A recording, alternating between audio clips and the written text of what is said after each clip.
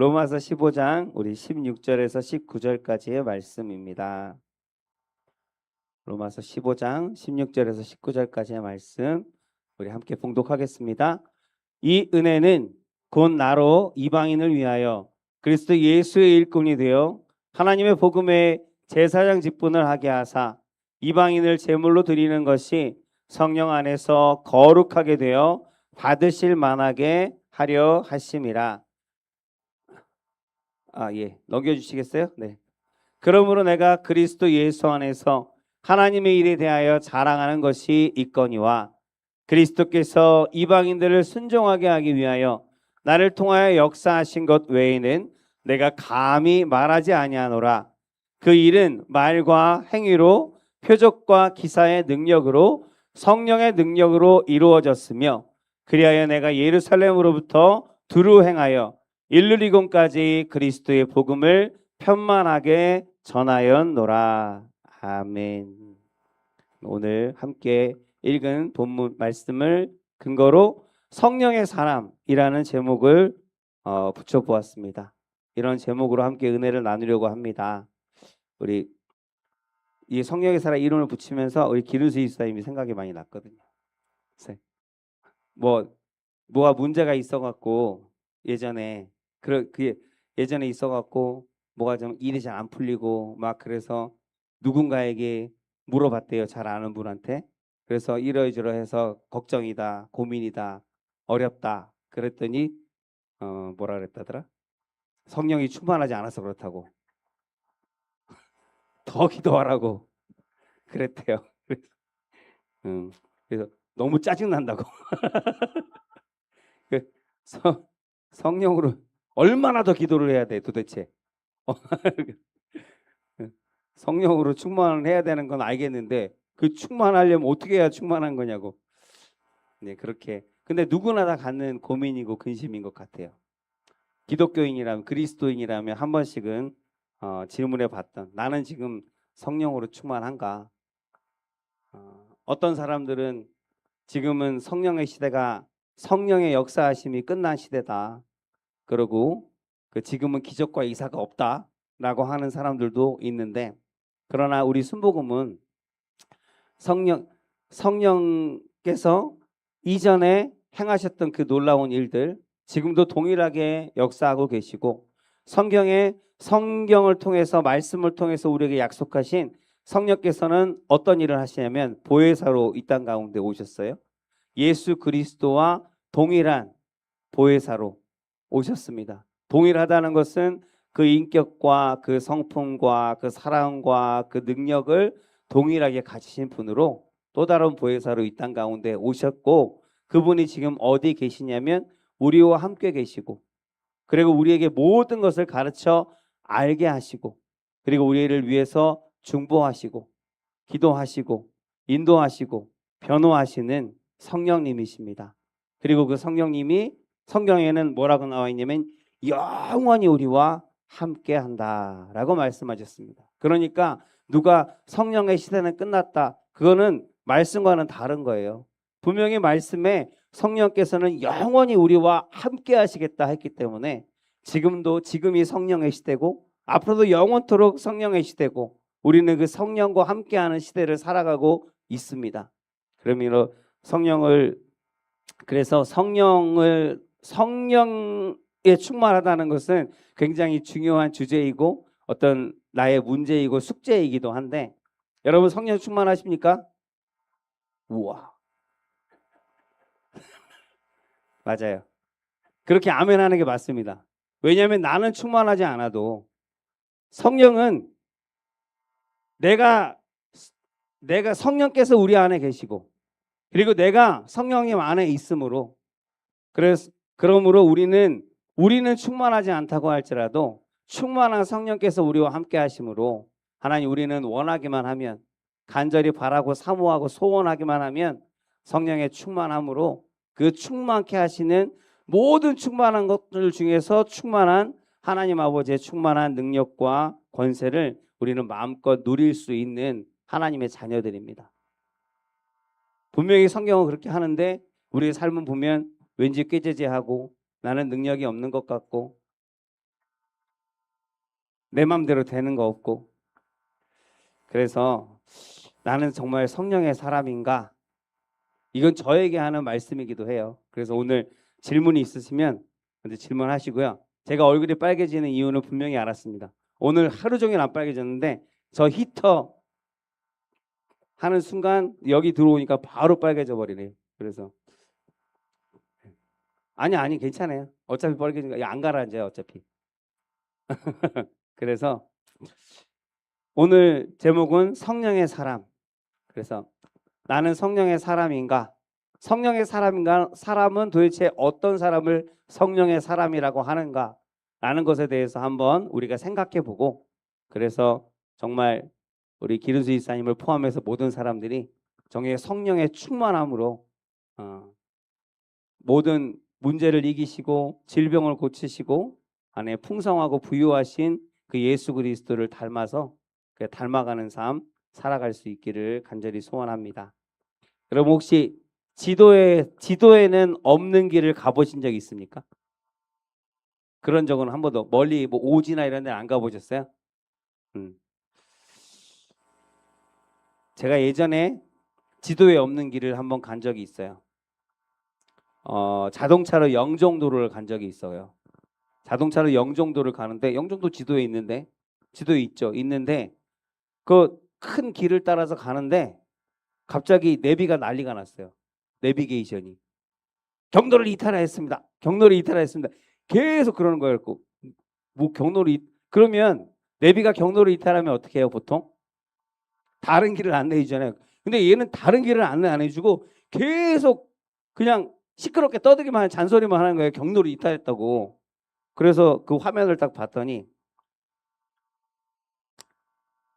차가 어디 있었을까요? 차가 바다 위에 있어요. 내 차가 바다 위에 있는 거예요. 그 내비게이션 화면에. 그게 얘가 업그레이드가 안 돼 있어갖고 그 1년 전에 그 영종도에 다리를 놨잖아요. 다리를 놨는데 그 다리가 얘가 입력이 안 돼 있어. 다리가 없는 거예요. 바다로 배로 건너가야 되는데 자동차로 가고 있으니까 경로를 이탈했다 그러는데 얘도 지금 길을 못 찾아. 어디로 가 거기서. 그래갖고 그렇죠. 바보 같은. 근데 그런 적이 있었어요. 이 영종도가 지금은 아주 큰 다리가 놓여서 그래서 자동차로 쉽게 편하게 다닐 수 있는 그런 원래는 섬인데 그런 지역이 되었는데 그날 지도에도 없는 그 길을 내비게이션도 모르는 그 길을 가면서 그 길을 만든 사람들, 다리를 놓은 사람들, 그런 사람들을 잠깐 생각하게 됐어요. 아무도 가지 않은 길, 가보지 못한 길, 가려는 생각조차도 해보지 않은 그런 길을 갔던 사람들. 그 사람들이 길을 만들었기 때문에 이제는 많은 사람들이 그 길을 따라서 걸어간다는 거예요. 오늘 사도 바울이 바로 그런 사람이었거든요. 사도 바울이 만들어 놓은 길을 따라서 지금도 많은 사람들이 그 뒤를 따라서 걸어가고 있습니다. 바울이 만든 길이 어떤 길일까요? 지금 아프리카의 수많은 부족들, 원주민들, 그리고 인디안들, 그다음에 이슬람권, 불교권의 나라들, 그리고 공산주의 국가까지 바울의 발걸음을 따라서 복음의 길을 걸어가는 수많은 사람들이 지금 있습니다. 그렇기 때문에 오늘도 우리는 하나님께 감사하고 그들을 위해서 기도하는 우리들이 되기를, 우리 교회가 되기를 소원합니다. 오늘 말씀에서 바울은 로마로 가려고 했어요. 로마로 가기를 원했습니다. 왜일까요? 바울은 단 한 가지였어요. 로마로 가려는 이유는 그 당시에 로마가 모든 세계의 중심이었기 때문이에요. 그 얘기는 뭐냐면 어디로든지 갈 수 있는, 왜 모든 길은 로마로 통한다 우리 이런 얘기처럼 그 로마에는 수많은 나라에서 온 사람들이 있었고, 그래서 뭐 소위 말하는 그 당시에는 이방인들이라고 하는 그 이방인들을 가면은 쉽게 만날 수 있는, 어느 한 나라가 아니라 수백 개의 나라에서 온 사람들을 자연스럽게 만날 수 있는 유일한 당시의 도시였기 때문에 로마를 가기를 원했습니다. 왜냐하면 바울은 이방인의 사도로 부르심을 받았기 때문입니다. 그래서 로마에는 유대인이 아닌 사람들, 하나님을 모르는 사람들, 예수라는 이름을 들어보지 못한 사람들, 그 사람들을 만나고 그 사람들에게 복음을 전하는 것이 바울의 사명이었습니다. 그래서 바울은 자신을 오늘 말씀에 보면 복음의 제사장이라고 스스로를 부릅니다. 옛날에 제사장들은 어떤 일을 했는지 아시죠? 옛날에 제사장들은 사람들이 죄를 지면 성경에 나오는 말대로 하나님께서 제사장을 기름 부어서 세웠어요. 그러면 그 제사장이 하는 일은 사람들이 죄를 지으면 그 죄의 문제를 해결할 수 있는, 한마디로 죄가 있으면 하나님의 나라에 들어갈 수 없고 하나님과 교제할 수 없고 이제 하나님의 자녀로서의 어떤 그 거룩함을 잃어버리기 때문에 이제 하나님과는 상관없는 사람이 되는 것. 그래서 하나님께서 죄를 범하지 말라고 수많은 율법들을 주셨고, 그 율법들은 여러분 아는 것처럼 그 율법을 지켜서 내가 의롭게 되는 것이 아니라 그 율법들을 바라보면서 그것을 기준으로 삼아서 내가 내 스스로는 절대로 의로울 수 없는, 죄를 범하지 아니하고 살아갈 수 없는 그런 연약한 존재인 것을 깨닫게 하시려고 하나님께서 율법을 주셨고, 그래서 율법을 받았고 그 율법대로 살아가려고 하는 바리새인들이나 사두개인들이나 수많은 사람들이 그 율법을 지키면서 살아갔지만 그 율법을 정확히 온전히 지킬 수 있는 사람은 이 생에 단 한 도 없기 때문에 모든 사람들이 죄를 범해요. 그러면 그 죄의 문제를 해결할 유일한 방법으로 하나님께서 제사라는 방법을 허락하셨고, 그래서 제사장은 사람들의 죄를 하나님 앞에 가지고 가서 회개하고 용서를 받는, 깨끗함을 받는 그 역할을, 중간에서 다리 역할을 하는 사람이었어요. 그러니까 당시의 제사장은 사람들이 제물을 가지고 오면 내가 이런 죄를 용서함 받고자 합니다. 그래서 그 제물을 갖고 오면 그 양이나 소를 잡아서 제단에 올려드리고 불에 태워서 예배를 드리고, 그리고 하나님 앞에 용서함을 받는, 깨끗함을 받는 그러한 중간 다리 역할을 했던 사람인데, 바울이 자신을 복음의 제사장이라고 했어요. 그러니까 바울은 이방인들, 한마디로 이방인의 사도로서 이방인이라는, 하나님을 모르는, 예수를 모르는, 복음을 들어보지 못한 그 사람들을 하나님 이방이 정성스럽게 사랑으로 그리고 복음으로 잘 포장하고 잘 다듬어서 하나님 앞에 드리는 그러한 일을 내가 하고 있다라는 그런 뜻으로 복음의 제사장이라고 그렇게 자신을 칭하고 있습니다. 여러분 주변을 한번 떠올려 보시기 바랍니다. 하나님을 모르는 사람들, 가족들, 그리고 친구들, 상처가 있는 이웃들. 바울에게 그런 사람들은 단순하게 그냥 남이 아니었어요. 남이 아니라 사랑으로 그리고 복음으로 잘 다듬어서 하나님 앞에 드려야 할 소중한 하나님의 선물이었습니다. 그래서 바울은 그렇게 얘기했고, 이 바울은 성령의 사람입니다. 대표적인 성령의 사람, 성령에 이끌려서 살아가는 사람. 그래서 성령의 사람은 이 바울을 통해서 성령의 사람은 이런 사람이구나라는 것을 우리가 이 시간 다시 한번 보기를 원하는 거예요. 그래서 사람을 그냥 사람으로 보지 않고 하나님께 드릴 선물로 볼 수 있는 그런 눈을 가진 사람, 그런 사람이 바로 성령의 사람이 아닐까 합니다.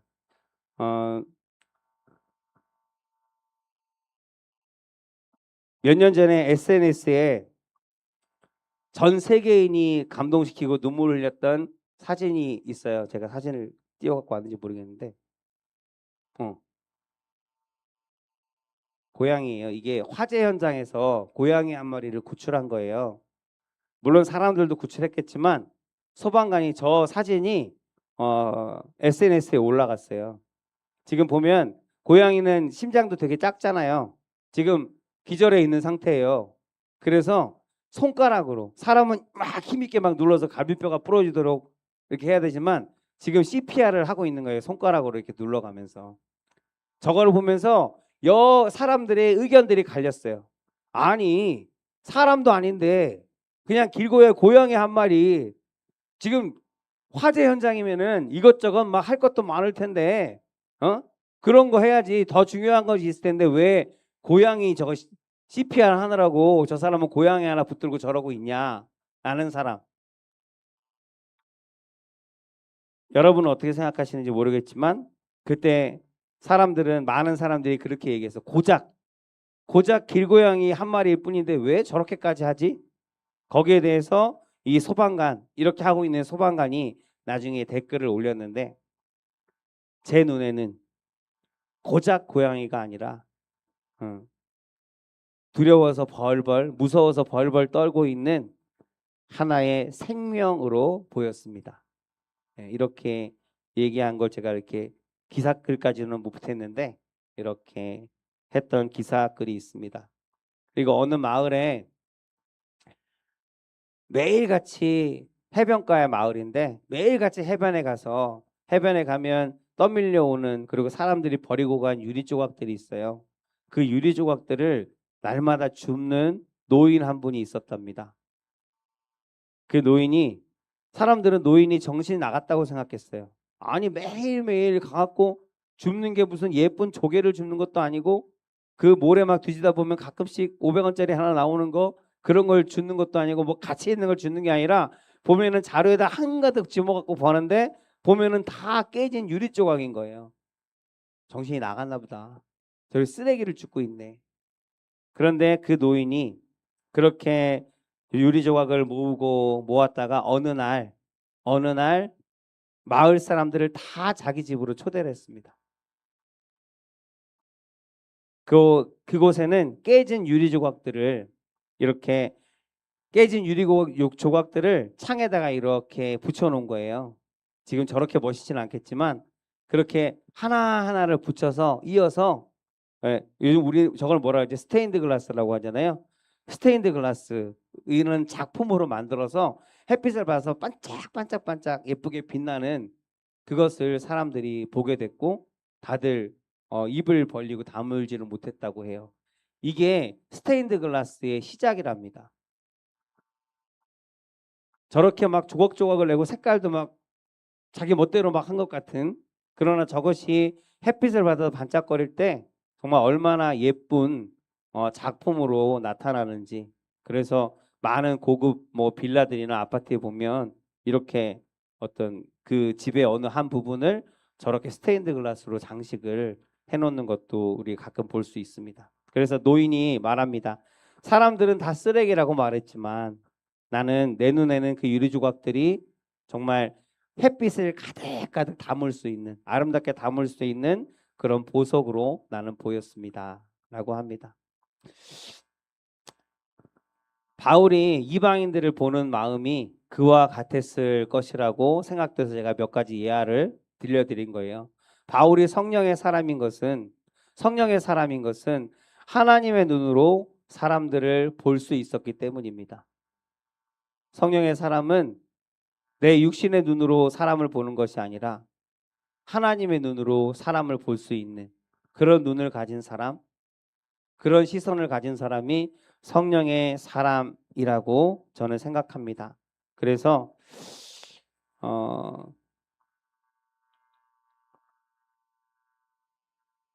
때로는 내 주변에 있는 사람들을 섬기거나 아니면은 까다로운 사람도 있고 또 불편한 사람도 있잖아요. 여기 들으실지 모르겠는데 우리 이미주 지사님이 오늘도 찾아오셔서, 이미주 지사님 너무 미워하지 마시고요. 미워하시는 분은 없죠? 네. 약간 독특하시잖아요. 독특하신데 그분이 누가 시키지도 않았는데 성도님들 하나하나를 위해서 계속 기도하시는 건 제가 알아요. 기도할 때 크게 얘기하면서 이름이랑 어떤 기도 제목 같은 것도 자기 나름대로 파악한 것을 적어서 그렇게 기도를 하고 계시더라고요. 나를 위해서 기도해 주시는 분이니까 얼마나 감사해요. 감사한데 약간 독특하셔서 사람을 좀 불편하게 하는 경우들이 있기는 하죠.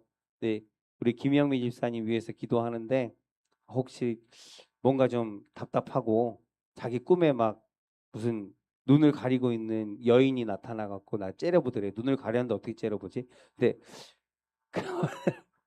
어쨌든 그래서 김영민 지사님 집에 한번 물어봐서 거기 혹시라도 어떤 주술적인 의미를 가지고 있는 장식이나 이런 것들이 있는지 한번 물어보고 그런 것들을 좀 치웠으면 좋겠다. 그런 얘기를 하더라고요. 그래서 저한테. 예. 그래서 그냥 예를 들어서 하는 얘기인데 어, 때로는 우리가 사람들을 볼 때 내 마음에 딱 맞는 사람이 몇이나 있겠어요. 그죠? 다 뭔가 못마땅한 부분들이 있고 불편한 부분들이 있고 같이 있으면 때로는 피곤하기도 하고 때로는 신경 써야 되고 좀 배려해야 되고 내가 좀 섬겨줘야 되고 사람의 인간관계라는 게 다 그런 거잖아요. 내가 섬김을 받으려고만 하면 내 주변에 사람들은 남아있지 않을 거예요. 내가 조금 손해보고 내가 조금은 바보 같고 왜냐하면 나랑 있을 때 자기가 뭔가 좀 조금이라도 이익이 있고 조금이라도 좀 유익이 있어야 그래도 그 사람을 만나고 싶지 않겠어요? 그래서 우리 어머니도 항상 사람들을 만날 때 사람들과 이렇게 지낼 때 좀 바보 같은 면이 있어야 된다고. 예. 그래서 우리 바울의 바울을 성령의 사람이라 하나님께서 인정하시는 것처럼 저와 여러분에게 바울과 같은 성령의 눈을 허락하여 주시기를 간절히 소원합니다. 그래서 가족들이나 자녀들이나 이웃들 만나는 모든 사람들이 내가 하나님께 드릴 선물, 내가 사랑을 많이 줘서 사랑으로 잘 포장하고 사랑으로 리본도 잘 묶어서 그렇게 사랑하고 섬겨서 하나님 앞에 예쁘게 하나님께 드릴 나의 선물입니다 하고 드릴 수 있는 그런 선물로 보여주면 참 좋겠습니다. 그래서 많은 사람들을 옳은 대로 돌아오게 하는 복음의 제사장으로 살아가는 저와 여러분이 되기를 주의 이름으로 축복합니다. 아멘.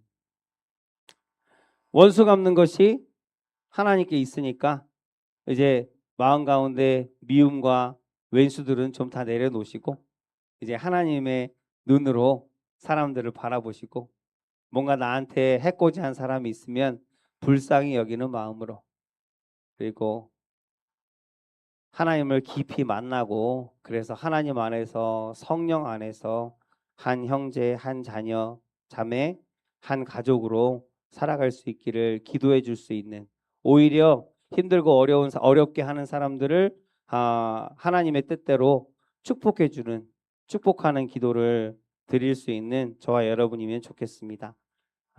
누군가를 위해서 기도하면 성령께서 나를 위해 기도하십니다. 이거는 분명합니다. 이거는 분명해요. 여러분, 내가 기도하는 게 더 세겠어요? 성령님이 기도하는 게 더 세겠어요? 답은 나와 있거든요. 그러니까 여러분들 기도할 때 성경에서도 하나님의 나라와 그 의를 위해 구하라 하시나요?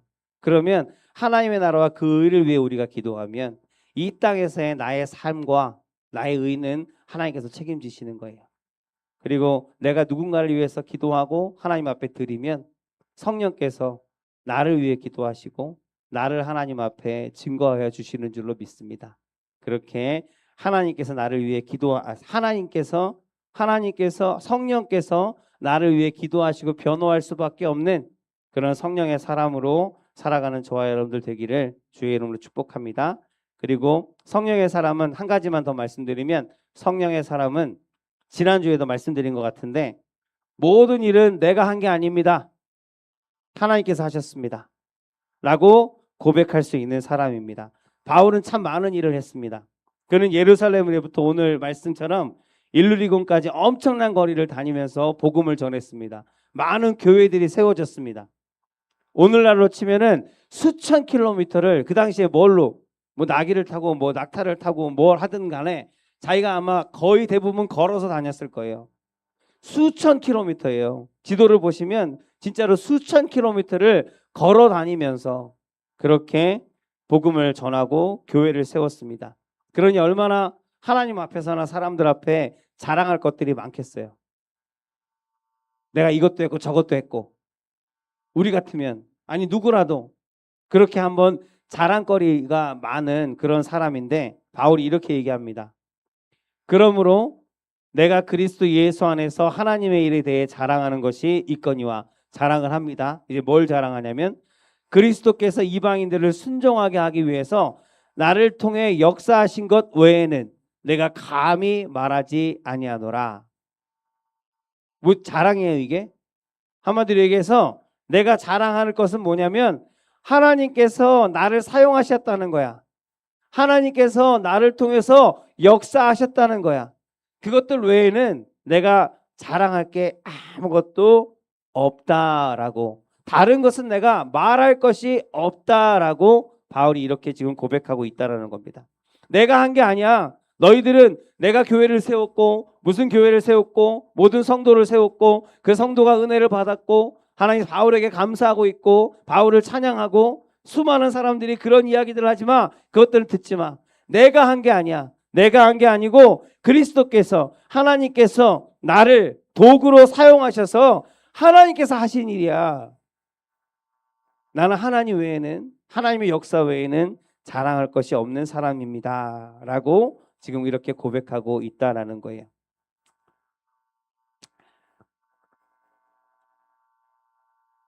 성령의 사람은 이렇게 이와 같은 고백으로 우리 지난 주일에 계속했던 거예요. 하나님이 없으면 나는 아무것도 아닙니다.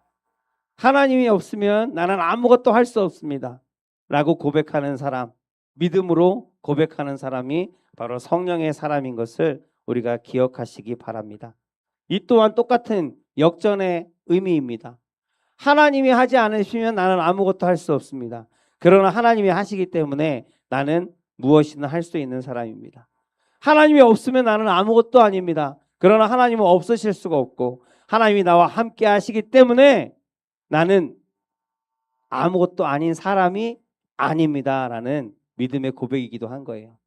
하나님으로부터 증명되어지고 하나님을 증명하는 그러한 삶을 사시는 저와 여러분들 되시기를 바랍니다. 성경에도 나와 있잖아요. 이 세상에서 어떤 사람에게 내가 하나님을 뭐라고 하더라? 갑자기 기억 안 나네. 내가 하나님을 그 사람에게 증언하면 하나님의 살아계심을, 하나님의 역사하심을 내가 어떤 사람들에게 증언하면 하나님께서 나를 증언하시고 나타내시고 역사하신다는 거예요. 성경의 말대로 되어질 줄로 믿습니다. 네, 해놨나? 여기 보면 예수님께서 지금 예루살렘 성전으로 올라가는 지금 모습을 지금 그림으로 그려놓은 거예요. 보면은 나귀를 타고 있어요. 그죠? 작은 나귀를 타고 있는데 나귀 새끼랍니다. 그리고 그 앞에 있는 사람들이 종려나무 가지를 흔들고 밑에다가 깔고 그리고 자기의 겉옷을 벗어서 깔아요. 여러분 이 당시의 겉옷은 내 모든 재산이나 마찬가지입니다. 그 겉옷을 때로는 이불로 사용하기도 하고 어디를 가든지 간에 하나님 나를 표시하는 그런 어떤 도구가 의미가 되어지는 것이 이 겉옷이거든요. 그 겉옷을 나의 가장 중요한 것을 예수님께서 가시는 그 발 앞에다가 깔고 이것을 밟고 지나가라는 거예요. 그렇게 사람들이 환호하고 지금 보면 호산나 호산나 하면서 아마 함성을 지르는 함성 소리는 들리지 않지만 성경에 그렇게 사람들이 호산나 부르면서 환호하면서 소리를 지르면서 예수님의 입성을 환영하고 있어요. 근데 여기서 만약에 예수님이 타고 있는 저 나귀가 갑자기 딱 성에 들어왔는데 사람들이 막 밑에다가 막 바닥에다가 옷을 깔고 막 손을 흔들면서 막 환호를 해요. 나귀가 야 사람들이 나를 이렇게 환영하네. 내가 좀 괜찮은 놈인가 보다. 내가 좀 특별한 놈인가 보다라고 생각하고 거들먹거리면서 걷는다면 얼마나 우스꽝스럽겠어요. 누가 봐도 이것은 나귀를 환영하는 게 아니잖아요. 나귀 등에 따고 예수님께서 타고 계시기 때문에 그 예수님을 환영하는 사람들의 모습이거든요. 근데 우리가 착각하지 말라는 거죠. 제가 이 그림을 보여드린 건 내가 하는 게 아니라 하나님께서 하시는 거예요. 내가 기도하고 하나님께서 응답하십니다. 내가 예배드리고 하나님께서 은혜를 더하십니다. 내가 하나님 앞에 소망을 두고 하나님께서 그 소망을 이루시는 사람을 붙이시고 하나님 사건을 만드시고 하나님의 능력의 손으로 우리를 붙들어 주십니다. 모든 것이 하나님께서 하신 것입니다. 그래서 성령의 사람, 성령으로 충만한 사람, 우리가 간절히 바라고 소원하는 그 사람은 바로 모든 것은 하나님께서 하셨음을 믿음으로 고백하고 날마다 고백하며 사는 사람들인 줄로 믿습니다. 바울은 이 사실을 정확히 아는 사람이었어요. 그래서 나는 내가 자랑할 것은 나는 아무것도 없다. 내가 한 건 아무것도 없어. 나를 통해서 하나님께서 하신 거야. 하나님, 오직 나를 통해서 이 놀라운 역사를 이루신 하나님만이 찬양을 받으실 자격이 있다라고 고백했던 것입니다. 그래서 전도하고 많은 교회를 세웠지만 하나님, 그는 자신이 그저 예수 그리스도를 태우고 예루살렘으로 입성하는 그 나귀 같은 그러한 존재인 것을 평생 죽을 때까지 잊지 않고 살았던 사람입니다. 그래서 주님이 하셨습니다. 주님이 하실 것입니다. 모든 것은 주님의 은혜입니다. 이 믿음의 고백으로 사는 사람이 성령의 사람입니다. 저와 여러분이 그러한 고백으로 성령의 사람으로 하나님 날마다 살아가기를 주의 이름으로 축복합니다.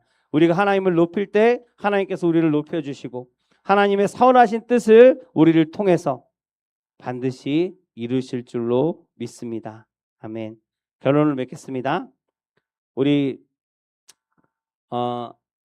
오늘도 하얗게 눈이 내렸거든요. 눈이 내려서 지금 저 발자국이 누구 거야 하면서 지금 막 얘기하셨잖아요. 고양이 발자국. 나는 꽃발을 들어도 저렇게 작게는 못하니까 고양이가 맞는 것 같긴 한데 눈이 막 폭설 같은 게 내리는 강원도나 이런 데는 눈 벌써 많이 왔다고 하더라고요. 그런데 이제 외딴 데 있는 그런 어떤 마을이나 이런 데는 눈이 오면 막 뭐 허리까지 막 차고 이러잖아요. 그러면 많은 사람들이 집 안에서 눈이 치워지기만을 기다리고 있는 거예요. 근데 누군가가 그냥 무릎까지 막 빠지는 그러한 눈밭으로 제일 먼저 나가서 발을 내딛습니다. 그리고 도구를 갖고 길을 만듭니다. 그렇게 한 걸음 한 걸음 내디딘 그 발자국을 따라서 그 길을 따라서 이제 집집마다 있는 사람들과 아이들과 노인들이 이제 슬슬 걸어 나오기 시작하는 모습. 이것을 이렇게 눈을 헤치면서 길을 만드는 것, 처음으로 길을 만드는 것, 그것을 영어로 러셀이라고 한대요. 러셀. 그래서 그냥 상식적으로 알고 계시고, 그래서 바울은 복음에 있어서 길을 개척하는 사람이었습니다. 그래서 남들이 가지 않는 길, 남들이 이미 치워놓은 편한 길로 가지 않고 아무도 가지 않는 곳으로 걸어갔던 사람이 바울입니다. 왜 힘들게 그렇게 하냐? 왜 매를 맞으면서까지 그렇게 복음을 전하려고 애를 쓰느냐? 이미 충분히 하지 않았느냐? 그리고 당신의 복음을 들은 사람들이 지금 많이 있지 않느냐? 수많은 교회들이 세워졌지 않느냐? 거기에도 그리스도인들이 있지 않느냐? 이제는 그들이 할 수 있도록 당신이 기도해 주면 되지 않겠느냐? 왜 지금도 당신은 그렇게 바울이 얼마나 수없이 매를 맞았으면 아마 그 마지막 때에 가서는 제대로 운신하지 못했던 것으로 기록들은 나와 있어요. 제대로 걷지도 못했고 뼈가 부러져도 몇 번이 부러졌고요. 뭐 40에 하나 감암매를 5번이나 맞았다고 하잖아요. 그게 전에도 말씀드렸지만 이거는요 40에 하나 감암매가 그냥 매가 아니고요. 사람 죽으라고 때리는 매거든요. 원래는 40대 정도를 사람이 맞으면 곤장을 맞으면 대부분의 사람들이 골병이 들어서 죽는답니다. 그래서 39대를 때려놓고요. 죽으면 죽는 거예요. 살면 사는 거예요. 근데 거기 절반 이상의 사람들이 그 정도 매를 맞으면 죽는 거예요. 근데 바울은 죽으라고 때린 그 매를 몇 번을 맞고도 살아났잖아요. 뭐 하나님의 은혜이고 하나님의 사명이 있었기 때문이겠지만 그러나 그 후유증이 그냥 아무것도 없겠어요? 저는 그 교통사고 한번 나고 지금 팔이 지금 갑자기 멍이 들어갖고 만지니까 막 따끔따끔 아프고 그 예를 들어서 그렇다는 거예요. 지금 별로 아무렇지도 않은데 어쨌든 나는 한 대 딱 맞았는데 지금 그런 증상이 나오는데 바울은 오죽하겠냐고요. 그 수많은 매를 맞고 죽을 고비를 겪으면서 사람들이 돌에 맞아서 거의 죽다 살다시피 한 게 몇 번이냐고요. 그러니까 온몸이 아마 골병이고 아픈 거 투성이었을 거예요. 그럼에도 불구하고 그 아픈 몸을 이끌고 사람들이 주변에서 위하는 사람들, 시기하는 사람들, 그리고 얘기하는 거예요. 왜 그렇게 극성이냐고, 왜 그렇게 극성이냐고, 이제 그만해도 되지 않냐고, 다른 사람들이 하도록 그 남겨두면 되지 않느냐고, 당신 말고도 믿는 사람들 많이 있지 않느냐고, 젊은 사람들이 해야지, 한가한 사람들이랑 하는 거지. 우리가 전도할 때도 많이 듣는 얘기예요. 전도하는 거 쉽지 않잖아요. 그리고 그 거절감이 얼마나 큰지 몰라요. 때로는 막 열심히 기도하고 나가지 않으면, 기도로 준비하고 나가지 않으면 전도할 때 누구 한 사람이 뭐 투덜대는 말이라든지 아니면 지나가면서 하는 욕이라든지 이런 걸 들으면 막 온몸에 힘이 쭉쭉 빠지는 그런 느낌이 들기도 해요. 그리고 막 날마다 전도를 해도 이제 주일날 교회 나올게요. 그래서 전화번호 받아놓으면 전화 안 받고, 누구를 위해서 하는 건가? 사람을 위해서가 아니라 하나님을 위해서 하는 거고, 전도는 그 사람을 위해서 하는 게 아니라 나를 위해서 하는 겁니다. 내가 복음을 전할 때 그 복음이 내 안에서 씨를 뿌리고 내 안에서 꽃이 피고 열매가 맺는 겁니다. 그래서 내가 복음으로 사는 사람이 되는 거예요. 그래서 전도는 나를 위해서 하는 겁니다. 근데 많은 사람들이 요즘은 교회마다 노령화가 심해져서 초고령화 이래서 가보면 뭐 어느 교구는, 어느 지역은 우리는 지금 평균 연령이 지금 70이야 뭐 이러면서, 여기서 50이 제일 어려 막 이러면서 그러잖아요. 예, 그런 모습들을 보면서 아이고 이제 나 60이 넘어갖고 무슨 전도야, 나는 기도나 해야지, 그렇게 말하는 소리를 많이 듣는데, 전도는 젊은 사람들이 하는 거지, 한가한 사람들이 하는 거지. 그럼 우리나라의 수많은 교회들과 그리스도인들, 그들은 어떻게 하나님을 만났을까요? 우리 길집사님은 복음을 처음 언제 들으셨어요? 중학교 때? 친구? 어머니? 학교에서? 그 뭐라 그러지? 미션 스쿨? 감사하네요. 하나님께 감사하고. 네, 저는 여자친구 만나러 갔다가, 네? 아니. 여자친구 만나러 갔다가 저는 하나님을 만났죠. 네. 승은 집사님은 어머니? 응, 어머니. 서윤자 집사님, 서윤자 권사님은? 여론상 몇 살 때쯤? 초등학교 때? 오, 그냥 그 그러네. 다들 보면 알겠지만 지금 뭐 미션 스쿨, 또 어머니의 모태 신앙으로, 그리고 어릴 때 친구나 아니면 뭐 여름 성경학교 참석해서, 근데 그 모든 게 보면 그 그렇게 복음을 듣고 내가 가지고만 있었으면, 그 사람들이 미션 스쿨이 됐던 누가 됐든 간에 내가 그 복음을 듣고 내가 가지고만 있었으면, 말하지 않고 있었으면 우리는 복음을 들을 수 없는 사람들이었다는 거예요. 그런데 어, 우리나라에 수많은 교회들이 있는데 우리나라에 선교사들이 여러 명이 오긴 했어요. 그러면 그 교회들에 있는 사람들이 다 그 선교사들의 말만 듣고 복음을 듣지는 않았다는 거예요. 그 선교사를 통해서 복음의 씨앗이 심겨졌고, 그 씨앗이 심겨진 심령들, 사람들을 통해서 서로 전하여져서 이제 하나님의 복음이 교회라는 것으로, 교회의 공동체로, 하나님의 자녀들에게로 전하여진 것을 우리는 압니다. 그래서 내가 전하지 않으면 듣지 못하는 사람이 생깁니다. 내가 전하지 않으면 구원받지 못하는 사람들이 생겨요. 내가 전하지 않으면 생명을 얻지 못하고 망하는 사람들이 생길 수밖에 없습니다.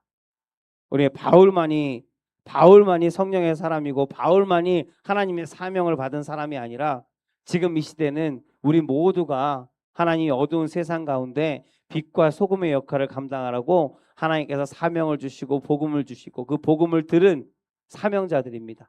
그래서 저와 여러분이 가정에서 먼저 사랑하고 낮아지고 이웃들에게 먼저 다가가는 그 어려운 한 걸음이, 그 어려운 발걸음이 누군가에게는 하나님께로 걸어올 수 있는, 하나님을 만날 수 있는 유일한 통로가 되어질 수 있음을 우리가 꼭 기억해야 하겠습니다.